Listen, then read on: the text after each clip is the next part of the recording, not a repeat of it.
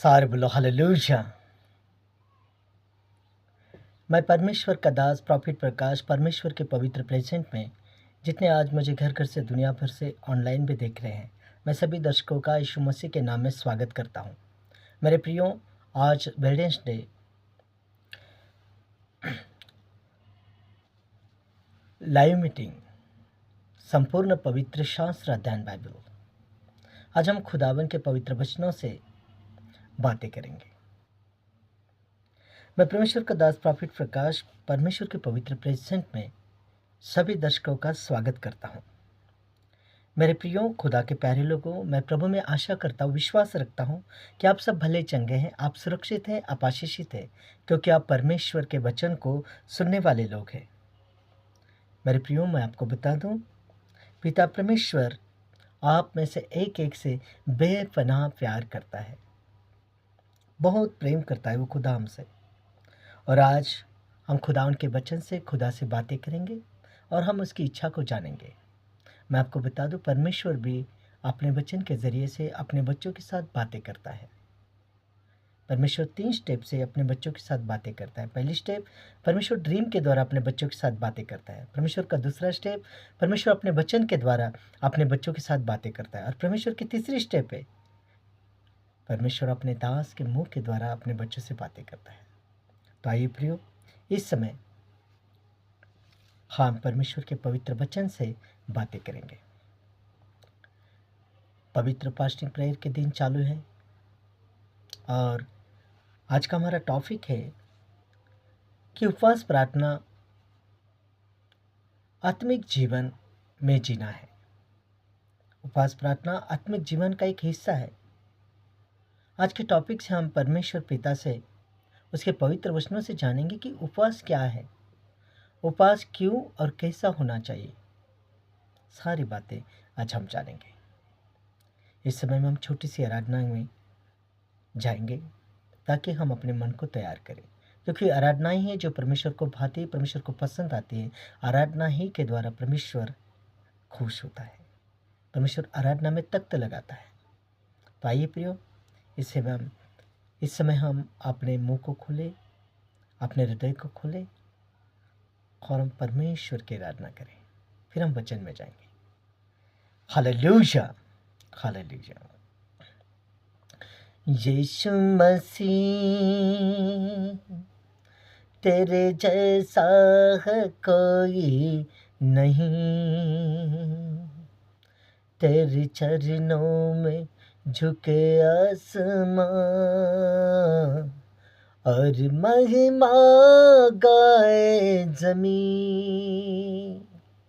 यीशु मसीह तेरे जैसा है कोई नहीं, तेरे चरणों में झुके आसमां और महिमा गाए जमीन। हम गाए हो साना, तू राजाओं का है राजा, तेरी महिमा होवे सदा। तू है प्रभु हमारा खुदा, तू है प्रभु हमारा खुदा। प्यारे पिता,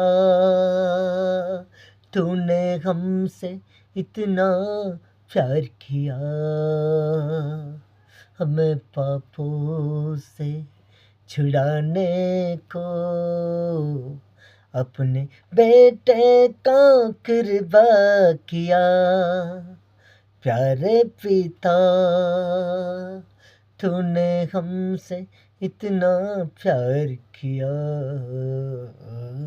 हमें पापों से छुड़ाने को अपने बेटे का कृपा किया। हम गाए हो साना, तू राजा का है राजा, तेरी महिमा हो गए सदा। तू है प्रभु हमारा खुदा, तू है प्रभु हमारा खुदा, तू है प्रभु हमारा खुदा।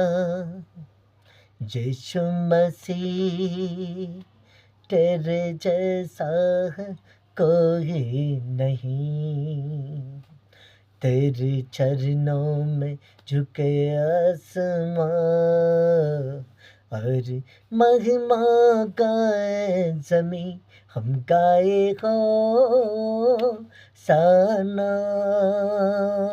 तू राजाओं का है राजा, तू है तेरी महिमा हो गए सदा, तू है प्रभु हमारा खुदा, तू है प्रभु हमारा खुदा, तू है प्रभु हमारा खुदा। Hallelujah, hallelujah. मेरे प्रियो खुदा के प्यारे लोगों, आज परमेश्वर के पवित्र वचन से हम जानेंगे कि उपवास प्रार्थना क्या है, उपवास कैसे होता है, कैसे किया जाता है और उपवास की परिभाषा क्या है, उपवास क्यों करते हैं। ये सारी बातें आज हम आज के टॉपिक से सीखेंगे। पिता परमेश्वर से हम आज उसके वचन के जरिए से बातें करेंगे।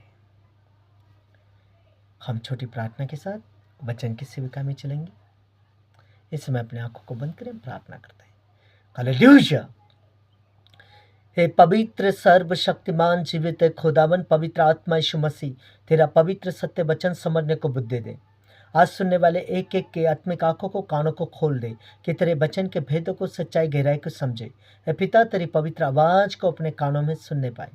प्रभु, आज जब तेरा पवित्र वचन खुले तो तेरे वचन के आशीष एक एक के जीवन पर ठहर जाए यीशु मसीह के नाम में। आमीन। हालेलुया।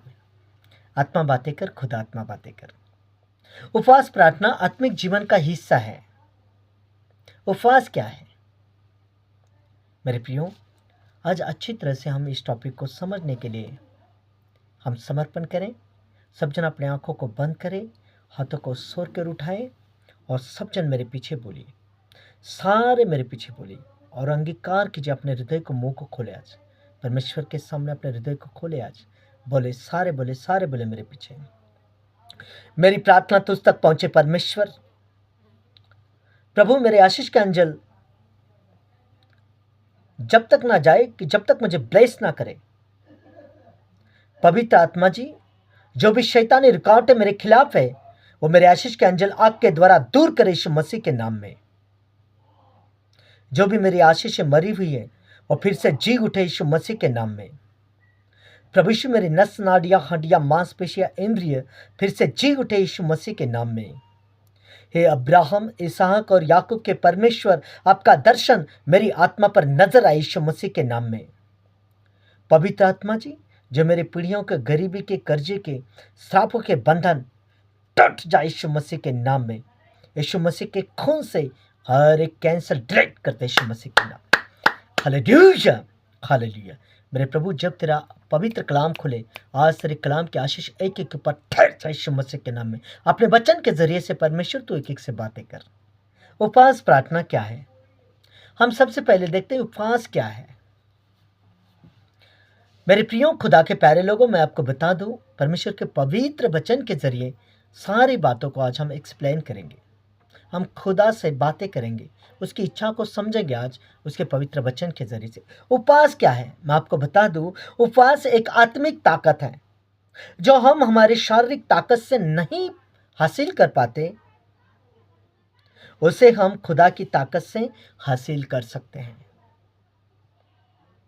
परंतु सिर्फ भूखा रहना ही उपवास नहीं है। हाँ, ये बात सच है, जैसे कि अनंतिम मसा, अद्भुत काम करने की सामर्थ्य, अभिषेक, सफलता, अनुग्रह, ये चीजें हम उपवास के द्वारा प्राप्त कर सकते हैं। उपवास के द्वारा ये चीजें हम प्राप्त करते हैं। उपवास प्रार्थना से हम इन चीज़ों को प्राप्त कर सकते हैं, ये बात सच है। लेकिन आप जानते हो कि उपवास का सही मतलब क्या है? उपवास के दो प्रकार हैं। उपवास का पहला प्रकार है जो आंशिक उपवास, और उपवास का दूसरा प्रकार है पूर्ण उपवास। जो पहला प्रकार है आंशिक उपवास में हम चाय पानी ले सकते हैं, लेकिन दूसरा प्रकार जो है पूर्ण उपवास, पूर्ण उपवास में हम चाय पानी या कुछ भी नहीं ले सकते, बिल्कुल भी नहीं ले सकते, या कुछ भी नहीं खा सकते या चख सकते। खुदा के वचन से हम इन बातों को देखेंगे कि सच में ये बात ऐसी है या और कुछ। तो मेरे प्रियो खुदा के प्यारे लोगों, इस समय पवित्र बाइबल को खोलिए मेरे साथ, जिसमें पुराना नियम इजरा की पुस्तक 10 अध्याय 6 पद। तब इजरा परमेश्वर के भवन के सामने से उठा और इल्याशिब के पुत्र योहनान की कोठरी में गया, और वहां पहुंचकर न तो रोटी खाई और न पानी पिया, क्योंकि वह बंधुआई में से निकल आए हुए लोगों के लिए विश्वासघात के कारण शोक करता रहा। मतलब शोक करना एक उपवास है। मतलब उपवास किसी विशिष्ट उद्देश्य के लिए, किसी टॉपिक के लिए परमेश्वर को बोलकर बताकर इजरा क्यों कर रहा था? बंधुआई में जो लोग गए थे उनके कारण वो शोक कर रहा था। ऐसा आप उपवास प्रार्थना क्यों करते हैं? आपने परमेश्वर को बोलकर बताकर ही उपवास प्रार्थना करनी चाहिए, जरूरी है। मेरे प्रियो खुदा के प्यारे लोगों, या हम वचन में देखते हैं कि इजरा ने न तो कुछ खाया न कुछ पिया, परंतु वह प्रार्थना, विनती और शोक करता रहा। मतलब उपवास में प्रार्थना करना जरूरी है। उपवास में रहकर आप प्रार्थना करोगे तो परमेश्वर आपकी प्रार्थना जरूर सुनेगा और आपकी प्रार्थना का उत्तर देगा। जैसे एक स्टूडेंट परीक्षा में लिखने को टाइम मांगता है कि मुझे और 10 मिनट चाहिए, मुझे मेरिट में आना है, मुझे अच्छे मार्क्स लेने हैं, अच्छे नंबर लेना है, मुझे और थोड़ा टाइम चाहिए। ऐसे उपवास में आप टाइम मांगो परमेश्वर से। और इस बात को हम और देखते हैं चित्र से, एस्तेर की पुस्तक जिसका 4 अध्याय 6 पद 16 पद पवित्र शास्त्र अध्ययन बाइबल जिसका पुराना नियम एस्तेर की पुस्तक 4 अध्याय 16 पद। तू जाकर शूशन के सब यहूदियों को इकट्ठा कर, तू जाकर शूशन के सब यहूदियों को इकट्ठा कर, और तुम सब मिलकर मेरे निमित्त उपवास करो। 3 दिन रात न तो कुछ खाओ और न कुछ पीओ। मैं भी अपने सहेलियों सहित उसी रीति से उपवास करूंगी, और ऐसी दशा में नियम के विरुद्ध राजा के पास भीतर जाऊंगी, और यदि नष्ट हो गई तो हो गई। मेरे प्रियो खुदा के प्यारे लोगों, यहाँ पर हम देखते हैं कि एस्तेर रानी जो अपनी ताकत से नहीं हासिल कर सकती थी, वो राजा के सामने कभी भी नहीं पहुंच सकती थी। बिना राजा किसके और राजदंड करे या किसको बुलावा भेजे, कोई भी उसके सामने नहीं आ सकता था। लेकिन जो बात अपनी ताकत से नहीं कर सकती थी, वो बात वो खुदा की ताकत से यानी उपवास प्रार्थना में रहकर यहाँ पर करने पाई। ये बात स्पष्ट होती है कि जो काम हम अपनी ताकत से नहीं कर सकते, वह काम खुदा की ताकत को प्राप्त करके, मतलब उपवास प्रार्थना एक आत्मिक ताकत है, एक आत्मिक जीवन है। उपवास प्रार्थना से हम वो बात कर सकते कि जो शारीरिक ताकत से नहीं हो सकता, वो आत्मा की ताकत से हम कर सकते हैं। यहाँ पर एस्तेर रानी, यहाँ पर हम वचन में देखते हैं कि एस्तेर रानी जो अपनी ताकत से नहीं हासिल कर सकती थी, वह उसने उपवास प्रार्थना में जाकर खुदा की ताकत से प्राप्त किया। उपवास प्रार्थना से परमेश्वर हमारी परिस्थिति को बदल देता है। वो दासी थी, उसके लोग बंधुआई में गए थे, दुष्ट हमान ने हुकुम पर साइन ली थी, राजा की मोहर तक ली थी कि सारी यहूदी कौम को नष्ट कर डाले। और ये बड़ी जरूरी बात थी, बहुत धक्का पहुंच चुका था एस्तेर रानी को, लेकिन वो अपनी ताकत से कुछ नहीं कर सकती थी। वो तो एक साधारण लड़की थी। ये तो परमेश्वर का अनुग्रह था कि वो स्मार्ट थी, और रानियों के रेंज में उसकी भी बारी लगी थी, नंबर था। पर बिना राजा के बुलाए कोई उसके सामने नहीं जा सकता था, लेकिन उसको जाना जरूरी था, नहीं तो जिस पत्र पर हस्ताक्षर किया हुआ था, मोहर लगी हुई थी, उसके वजह से उसके लोग नाश होने वाले थे, उसकी कौम मिटा जाने वाली थी। इसलिए उसने कहा कि तू शूशन में जाकर सब यहूदियों को इकट्ठा कर और तुम सब मिलकर मेरे निमित्त उपवास करो।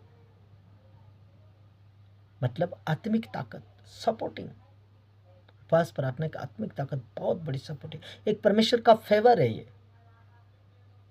3 दिन रात न तो कुछ खाओ न कुछ पियो। मैं भी अपने सहेलियों से उसी रीति से उपवास करूंगी। मतलब 3 रात 3 दिन उसने कुछ नहीं खाया, कुछ नहीं पिया। ऐसा नहीं कि 3 दिन रात, आप बोलकर रख सकते हो, आप 1 घंटे के लिए रख सकते हो, आप 1 दिन के लिए रख सकते हो, आप 8 दिन के, 15 दिन के लिए, आप 40 दिन के लिए रख सकते हो कि परमेश्वर मैं पूर्ण उपवास रखूंगी या आंशिक उपवास रखूंगा। जब आप आंशिक उपवास रखोगे तो आप चाय पानी ले सकते हो, लेकिन आप पूर्ण उपवास रखोगे तो आप कुछ भी जुबान पे नहीं ला सकते, आप चख भी नहीं सकते। और 3 दिन की बात यहाँ पर रानी एस्थर ने की और अपने सारे लोगों को उसने बताया कि मेरे निमित्त तुम भी 3 दिन रात न कुछ खाओ न कुछ पियो। मैं भी अपनी सहेलियों सहित उसी रीति से उपवास करूंगी। और ऐसी दशा में नियम के विरुद्ध बिना राजा के बुलाए कोई नहीं जा सकता, लेकिन नियम के विरुद्ध, क्योंकि खुदा की ताकत से, अपनी नहीं, खुदा की ताकत से मैं राजा के पास भीतर जाऊंगी और यदि नष्ट हो गई तो हो गई। ये किसकी ताकत है? खुदा की ताकत, फास्टिंग और प्रेयर की ताकत। क्योंकि उपवास प्रार्थना में हम देखते हैं कि जो अपनी ताकत से हम हासिल नहीं कर सकते, उसे हम उपवास प्रार्थना में जाकर खुदा की ताकत से प्राप्त कर सकते हैं। उपवास प्रार्थना से परमेश्वर हमारी परिस्थितियों को बदल देता है। और एक वचन मेरे साथ निकालिए, पवित्र शास्त्र अध्ययन बाइबल, निर्गमन की पुस्तक, पुराना नियम, जिसका पुराना नियम, निर्गमन की पुस्तक 34 अध्याय 28 पद। निर्गमन 34 का 28, 34 का 28। निर्गमन। मूसा वहां यहोवा के संग 40 दिन और रात रहा, और तब तक न तो उसने रोटी खाई और न पानी पिया। और उसने तख्तियों पर वाचा के वचन अर्थात 10 आज्ञाएं लिख दी।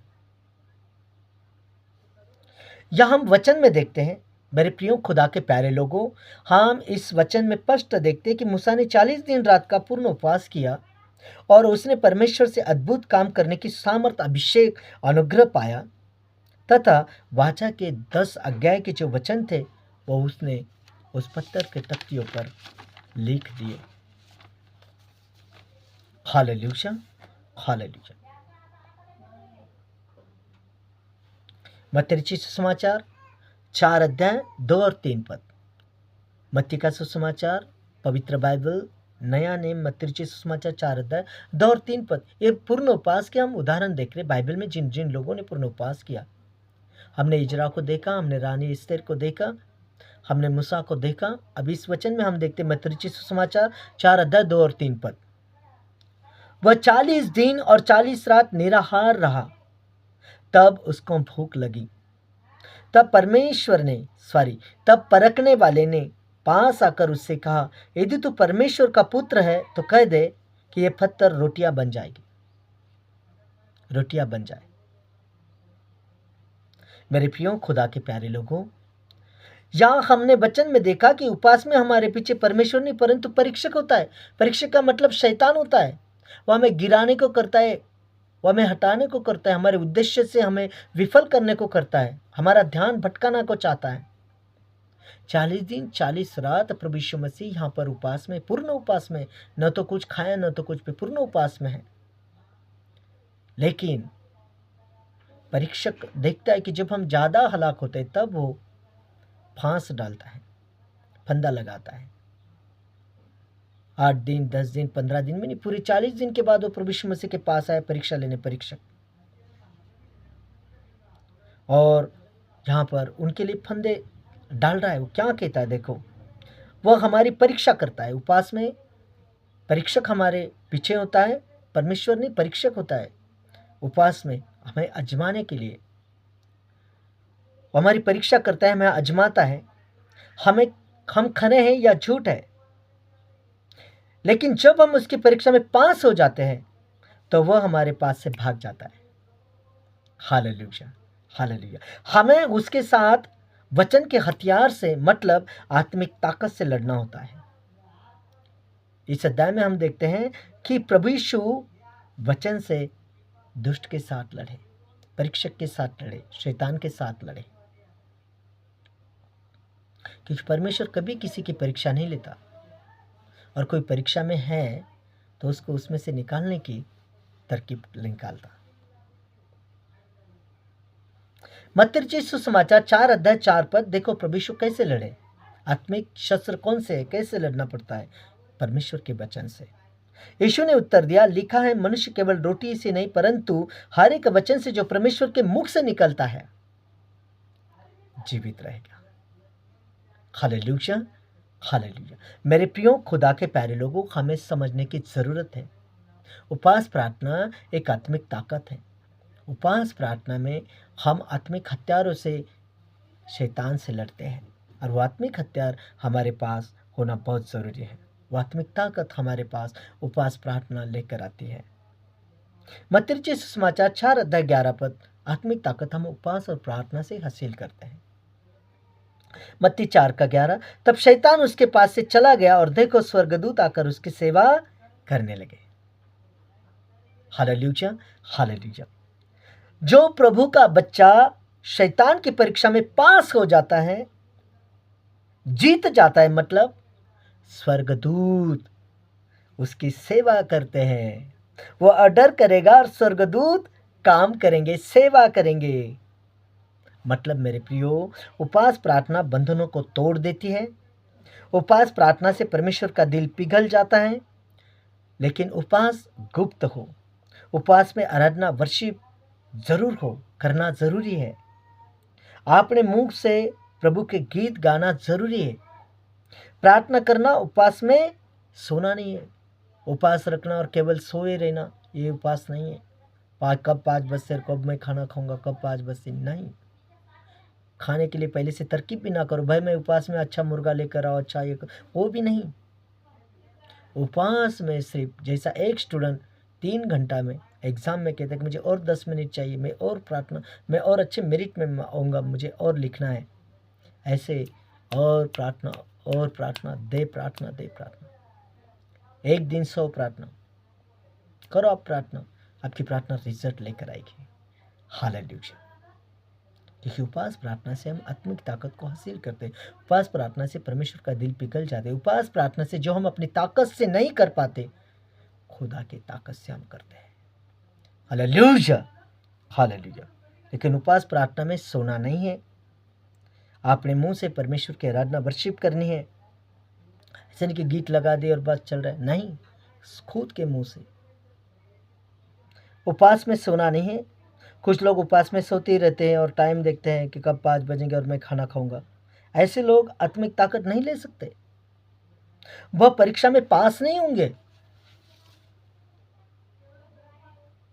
हम और भी अच्छा देखते हैं इस वचन को, समझते हैं इस बात को। यिर्मयाह नबी की पुस्तक 29 अध्याय 12 पद, यिर्मयाह 29 का 12। सब जन ध्यान दीजिए मेरे साथ। तब उस समय तुम मुझको पुकारोगे और आकर मुझसे प्रार्थना करोगे और मैं तुम्हारी सुनूंगा। किस समय? उस समय यानी उपवास में जो विनती प्रार्थना करते हैं, वर्शिप आराधना करते हैं, उनकी परमेश्वर सुनता है। Hallelujah, hallelujah. और वे लोग परीक्षा में जीत जाते हैं। मतलब उपवास प्रार्थना में अपने मुंह से प्रॉफिटिक वर्ड्स, अच्छी बातें बोलनी चाहिए, घोषणा करनी चाहिए, क्लेम करना चाहिए। जैसे मैं आशीषित हूँ, मेरा घराना आशीषित है, मेरे बच्चे, बिजनेस, कारोबार, खेती, जॉब, हर एक चीज़ वस्तु आशीषित है यीशु मसीह के नाम में। Hallelujah, hallelujah. भजन 81 का 10, 81 का 10 पद हम देखते हैं। तेरा परमेश्वर यहोवा मैं हूँ, जो तुझे मिस्र देश से निकाल लाया है, तो अपना मुंह पसार, मैं उसे भर दूंगा। प्रॉफिटिक वर्ड्स यानी अपना मुंह पसार, यानी अपना मुंह सही खोल। अपने मुंह का अंगीकार सही होना चाहिए। उपवास में आप प्रॉफिटिक बोलो, आप अच्छा बोलो, आप नेगेटिव कभी ना बोलो, आप अच्छी बातें बोलो। परमेश्वर कह रहे कि अपना मुंह सही खोल, मैं उसे आनंद से भर दूंगा। मुंह सही खोलना मतलब अपने अरे मुंह का अंगीकार सही होना चाहिए, रियल होना चाहिए। वचन में हमने देखा कि परमेश्वर अपने बच्चों से कह रहा है, बेटा तो अपना मुंह सही खोल, मैं उसे आनंद से भर दूंगा। मतलब हमारा अंगीकार सही होना चाहिए। उपवास प्रार्थना में हमने नेगेटिव बातें नहीं बोलनी चाहिए। फिर भी हम परमेश्वर के वचन से देखते हैं और भी इस बातों को हम स्पष्ट करेंगे। यशायाह नबी की पुस्तक जिसका 57 चैप्टर 57 अध्याय 19 पद। बुक ऑफ एशा 57 चैप्टर और 19 पद, 19 वर्ड्स। एशा 57:19। मैं मुंह के फलों का सृजनहार हूं, मैं मुंह के फल का सृजनहार हूं। यहोवा ने कहा, जो दूर और जो निकट है दोनों को पूरी शांति मिले और मैं उनको चंगा करूंगा। मेरे प्रियो खुदा के प्यारे लोगों, मतलब परमेश्वर के लिए क्या दूर क्या निकट कोई मायने नहीं रखता। सिर्फ तू अपने विश्वास से और अपने मुंह से विश्वास के बोल दे, तेरे लिए जैसा तेरा विश्वास है तेरे लिए हो जाएगा। जो तू बोलेगा हो जाएगा।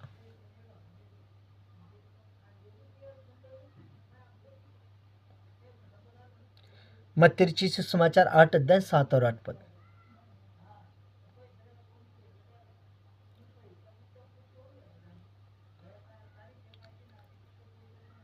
8 अध्याय 7 और 8 पद। उसने उससे कहा, मैं आकर उसे चंगा करूंगा। सूबेदार ने उत्तर दिया, हे प्रभु, मैं इस योग्य नहीं कि तू मेरी छत तले आए, परंतु केवल मुख से कह दे,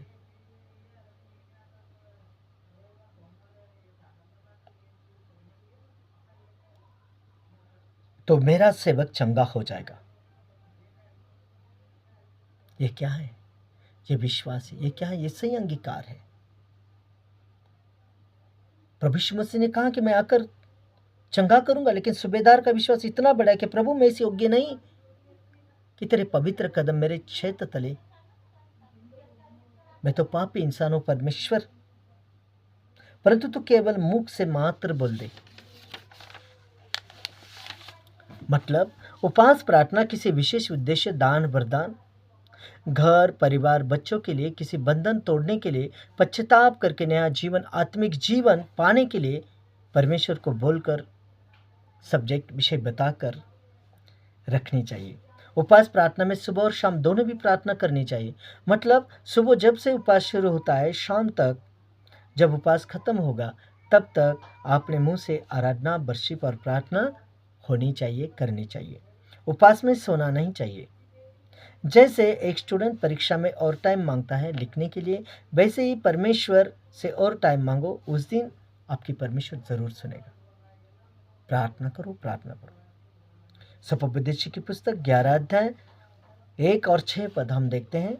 सपोपदेश 11:1। अपनी रोटी जल के ऊपर डाल दे, क्योंकि बहुत दिन बाद तू उसे पाएगा। मतलब उपवास प्रार्थना में दान भेंट बीज बोना चाहिए। भोर को अपना बीज बो और सांझ को भी अपना हाथ न रोक, क्योंकि तू नहीं जानता कि कौन सफल होगा, यह या वह या दोनों अच्छे निकलेंगे। मेरे प्रियो खुदा के प्यारे लोगों, मतलब उपवास प्रार्थना में पश्चाताप के साथ सुबह और शाम दोनों भी प्रार्थना करनी चाहिए। अपने पापों को मानकर अंगीकार करके कबूल करना चाहिए, छोड़ देने चाहिए।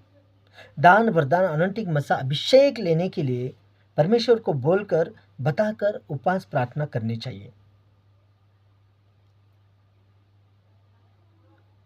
हम देखते हैं खुदा कलाम से ये बात सच में ऐसी है या और कुछ। मरकुस रचित सुसमाचार जिसका 9 अध्याय 29 पद। मरकुस 9:29। उसने उनसे कहा, यह जाति बिना प्रार्थना उपवास के किसी और उपाय से नहीं निकल सकती। मतलब उपवास प्रार्थना में नेगेटिव बातें नहीं बोलनी चाहिए। अगर तुम मन्नत माने तो पूरी कर, नहीं तो तेरी आशीष रुक जाएगी। नीति वचन 6:2 हम देखते हैं, तो तू अपने ही मुंह के वचनों से फंसा और अपने मुंह के वचनों से पकड़ा गया। मुंह की बातों से पकड़ा गया। मतलब उपवास प्रार्थना में मन्नत सोच समझ कर माननी चाहिए। या तो तुम बोलो ही नहीं, मन्नत मानो ही नहीं, ऐसा कोई बंधन नहीं है, ऐसा कोई ये नहीं है, रिवाज नहीं कि उपवास प्रार्थना में मन्नत मानो ही, कोई ज़रूरत नहीं। घर मानो, सोच समझ कर मानो और उसे पूरी करो, नहीं तो वह मानी हुई मन्नत आपकी आशीष को रोक देगी। याद रखना। हालेलुया। मतलब उपवास प्रार्थना में मन्नत सोच समझकर माननी चाहिए। जैसा तू बोलेगा वैसा ही हो जाएगा। नेगेटिव नहीं बोलो, पॉजिटिव बोलो। उत्तम बातें बोलो। उपवास प्रार्थना में अपने ऊपर कंट्रोल रखना। उपवास प्रार्थना परमेश्वर का मन चेंज करती है। उपवास प्रार्थना से परमेश्वर का दिल पिघल जाता है। योना नबी की पुस्तक 3 अध्याय 9 और 10 पद में हम इसका उदाहरण देख सकते हैं। संभव है, देखो योना नबी 3 अध्याय 9 और 10 पद, संभव है परमेश्वर दया करे और अपनी इच्छा बदल दे और उसका भड़का हुआ कोप शांत हो जाए और हम नष्ट होने से बचे जाए, क्योंकि उपवास प्रार्थना परमेश्वर के मन को चेंज कर देती है, बदल देती है। उसका हृदय पिघल जाता है उपवास प्रार्थना से। जब परमेश्वर ने उनके कामों को देखा कि कुमार्ग से फिर रहे, तब परमेश्वर ने अपनी इच्छा बदल दी और उनकी जो हानि करने की ठानी थी उसको नहीं किया। उपवास प्रार्थना से परमेश्वर का दिल पिघल जाता है। उपवास प्रार्थना में सोना नहीं है, अपने मुंह से आराधना प्रार्थना वर्शिप करनी चाहिए। दूसरा इतिहास 20 अध्याय 3 पद ज्वलंत उदाहरण हम देखते हैं इस बात का कि उपवास प्रार्थना की आत्मिक ताकत क्या क्या कर सकती है। तब योशापात, दूसरा इतिहास 20 अध्याय 3 पद में हम देखें सब, तब योशापात डर गया और यहोवा की खोज में लग गया और पूरे यहूदा में उपवास का प्रचार करवाया।